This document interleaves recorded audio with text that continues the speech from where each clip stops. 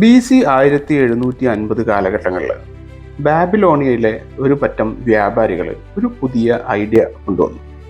അവർ പലപ്പോഴായിട്ട് കടലിൽ യാത്ര ചെയ്യുമ്പോൾ അവരുടെ ചരക്കെടുക്കാനുള്ള തുക ലോണായിട്ട് പല മണി ലെൻഡേഴ്സിൻ്റെ കയ്യിൽ നിന്ന് വാങ്ങിയിട്ടാണ് പോവുക. ആ യാത്രയിൽ അവർക്ക് അവരുടെ ചരക്കിനോ കപ്പലിനോ ഒക്കെ എന്തെങ്കിലും നഷ്ടം സംഭവിക്കുകയാണെങ്കിൽ ഈ ലോണ് എഴുതി തള്ളാൻ വേണ്ടിയിട്ട് ഈ മണി ലെൻഡേഴ്സിൻ്റെ കയ്യിൽ നിന്ന് അവർ പൈസ വാങ്ങുമ്പോൾ ഒരു അഡീഷണൽ എമൗണ്ട് കൂടെ കൊടുക്കുക എന്നുള്ളൊരു സിസ്റ്റം കൊണ്ടുവന്നു. അപ്പോൾ അത്തരത്തിൽ അഡീഷണൽ എമൗണ്ട് കൊടുത്ത് പൈസ വാങ്ങി ചരക്ക് കൊണ്ടുപോകുന്ന വ്യാപാരികൾക്ക് എന്തെങ്കിലും നഷ്ടം ഉണ്ടായി കഴിഞ്ഞാൽ ഈ ലോൺ എഴുതി തള്ളും. ഇതാണ് ഇൻഷുറൻസിൻ്റെ ആദ്യകാലത്തെ ചരിത്രം നമുക്ക് ചരിത്രരേഖകളിൽ കാണാൻ കഴിയുന്നത്. പിന്നീട് കുറച്ചും കൂടെ ഓർഗനൈസ്ഡ് ആയിട്ടുള്ള ഒരു സിസ്റ്റം വന്നത് ലണ്ടനിലെ ലോയിഡ് കോഫിയേഴ്സ് എന്ന് പറഞ്ഞിട്ടൊരു ഹാപ്പനിങ് പ്ലേസ് ഉണ്ടായിരുന്നു. കടലിൽ സ്ഥിരമായിട്ട് ചരക്കുമായിട്ട് സെയിലിംഗ് ചെയ്യുന്ന വ്യാപാരികൾ. അപ്പം അവരിതുപോലെ കടലിൽ കൊള്ളക്കാരുടെ ആക്രമണത്തിന് ഇരയാവുക, കപ്പലുകൾ കത്തിപ്പോവുക, അല്ലെങ്കിൽ കപ്പൽ കടലിൽ മുങ്ങുക. ഇത്തരം സാഹചര്യങ്ങളിൽ ഈ സെയിലേഴ്സിന് വരുന്ന ലോസ് നികത്താൻ വേണ്ടിയിട്ട് അവരൊരു ഫണ്ട് സ്വരൂപിക്കാൻ തുടങ്ങി. ഈ കോഫി ഹൗസിൽ വന്ന് ഒരു ഹാപ്പനിങ് പ്ലേസ് ആയിട്ട് അവിടെ കൂടുന്ന ഈ സെയിലേഴ്സ് തമ്മിൽ ഉണ്ടാക്കിയ ഒരു സിസ്റ്റമാണിത്. അപ്പോൾ അവർ ഓരോ യാത്രയ്ക്ക് മുമ്പും ഒരു നിശ്ചിത എമൗണ്ട് ഒരു സെക്യൂരിറ്റി മണിയായിട്ട് അവിടെ കീപ്പ് ചെയ്യാൻ തുടങ്ങി. ആ ഫണ്ടിൽ നിന്നും ഇത്തരത്തിൽ എന്തെങ്കിലും അപകടങ്ങൾ സംഭവിക്കുന്ന, നഷ്ടം സംഭവിക്കുന്ന വ്യാപാരികൾക്ക് ഇത് കൊടുക്കാൻ തുടങ്ങി. ഇതാണ് ഇൻഷുറൻസിൻ്റെ ആദ്യകാലത്തെ രൂപം എന്ന് പറയുന്നത്. പിന്നീട് പലതരത്തിലുള്ള വ്യാപാര പ്രവർത്തനങ്ങളിലേക്കും ഈ ഒരു സിസ്റ്റം വ്യാപിച്ചു. അതിനുശേഷം ഒരു മനുഷ്യന് ഒരു ഇൻഷുറൻസ് എന്നുള്ള കൺസെപ്റ്റ് വരുന്നത് ആദ്യമായിട്ട് വരുന്നത് ആക്സിഡൻറ്റുകൾക്കാണ്. ആക്സിഡൻറ്റ് ഡെത്തുകൾക്ക്, അതുപോലെ ആക്സിഡൻറ്റ് ഡിസബിലിറ്റി വരുമ്പോൾ, അത്തരത്തിലുള്ള നഷ്ടം വരുമ്പം ആ ഡിപ്പെൻഡൻറ്റിൻ്റെ ഒരു ലോസ് കുറയ്ക്കാൻ വേണ്ടിയിട്ട് അല്ലെങ്കിൽ അത് നികത്താൻ വേണ്ടിയിട്ടുള്ള ഒരു സെക്യൂരിറ്റി സിസ്റ്റം എന്നുള്ള രീതിയിലാണ് ഇൻഷുറൻസ് ആദ്യകാലത്ത് വരുന്നത്.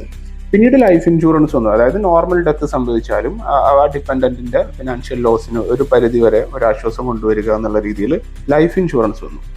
പിന്നീടാണ് നമുക്ക് മെഡിക്കൽ അഥവാ ഹെൽത്ത് ഇൻഷുറൻസ് വരുന്നത്. അതും ആദ്യ കാലഘട്ടങ്ങളിൽ റീംബേഴ്സ്മെൻ്റ് ആയിരുന്നു. ചികിത്സ നമ്മൾ നടത്തിയതിന് ശേഷം അതിന് വരുന്ന എക്സ്പെൻസസ് നമുക്ക് റീംബേഴ്സ്മെൻ്റ് ആയിട്ട് ക്ലെയിം ചെയ്യാൻ പറ്റുന്ന തരത്തിലുള്ള റീംബേഴ്സ്മെൻറ്റ് ഫെസിലിറ്റിയാണ് ഹെൽത്ത് ഇൻഷുറൻസിനകത്ത് ആദ്യം വരുന്നത്. പിന്നീട് അത് ഡെവലപ്പായി ക്യാഷ്ലെസ് ഫെസിലിറ്റി ആയി. നമ്മൾ ഹോസ്പിറ്റലിൽ പോകുന്ന സമയത്ത് നമ്മൾ പേയ്മെൻറ്റ് ചെയ്യാതെ തന്നെ നമ്മുടെ ട്രീറ്റ്മെൻറ്റ് കോസ്റ്റ് ആ കമ്പനി വഹിക്കുന്ന രീതിയിൽ ക്യാഷ്ലെസ് ഫെസിലിറ്റി ആയി.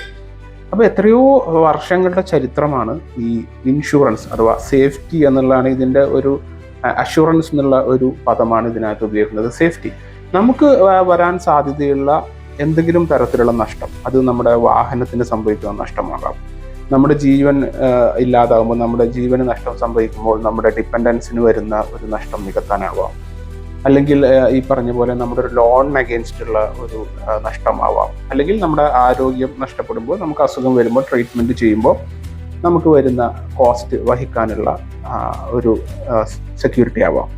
ഇതാണ് ഇൻഷുറൻസിൻ്റെ ഒരു ബേസിക് കൺസെപ്റ്റ് എന്ന് പറയുന്നത്. ഇൻഷുറൻസ് എപ്പോഴും ഒരു പൂളാണ്. ഒരുപാട് ആളുകളുടെ കയ്യിൽ നിന്ന് നമ്മൾ പ്രീമിയം എന്ന പേരിൽ നമ്മളൊരു എമൗണ്ട് വാങ്ങിയിട്ട് ഒരു നിധി രൂപീകരിക്കുന്നു.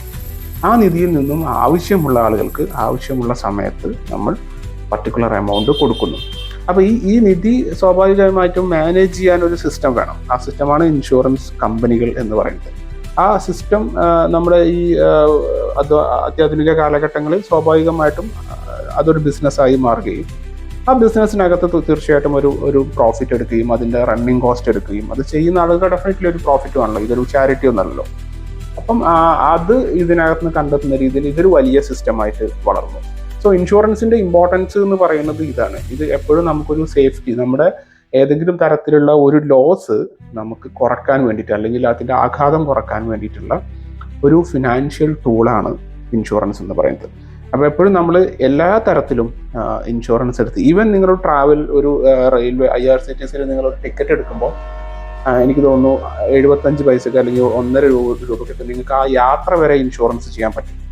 അപ്പോൾ അത് പലപ്പോഴും നമ്മൾ അൺടിക്ക് ചെയ്ത് ഒഴിവാക്കുക ചെയ്യുക. ജസ്റ്റ് 1 രൂപ 1.25 രൂപയ്ക്കൊക്കെ നമുക്ക് നമ്മുടെ ആ ട്രാവലിൻ്റെ സമയത്ത് ആ ഒരു ട്രെയിൻ ആക്സിഡൻ്റ് ആയി കഴിഞ്ഞാലുള്ള പലതരത്തിലുള്ള നഷ്ടങ്ങൾ, ഡെത്ത്, ലോസ്, അങ്ങനത്തെ പലതരത്തിലുള്ള നഷ്ടങ്ങൾ നമുക്ക് അതിനകത്ത് സെക്യൂർ ചെയ്യാൻ പറ്റും.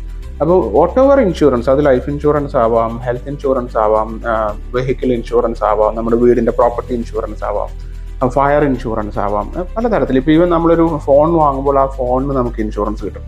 അതിൻ്റെ ആക്സിഡൻ്റൽ ഫോൾ, ലിക്വിഡ് ഡാമേജ് എന്നൊക്കെ പറഞ്ഞിട്ട്, അല്ലെങ്കിൽ 1 ഇയർ കഴിഞ്ഞതിന് ശേഷമുള്ള അഡീഷണൽ സർവീസ് വാറണ്ടിക്കൊക്കെ നമുക്ക് ഇൻഷുറൻസ് കിട്ടും. സോ ഇൻഷുറൻസുകൾ ഏത് സമയത്തും നമ്മൾ സെക്യൂർ ആയിട്ട് എടുക്കണം. ഇൻഷുറൻസ് എടുക്കാനായിട്ട് നിങ്ങളൊരു എക്സ്പേർട്ടിൻ്റെ സഹായം മാത്രം തേടുക.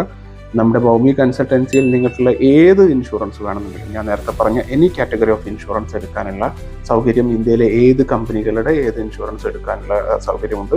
സോ താഴെ കാണുന്ന നമ്പറിൽ ഏത് തരത്തിലുള്ള ഇൻഷുറൻസ് എൻക്വയറിക്കും നമ്മളെ കോൺടാക്ട് ചെയ്യും.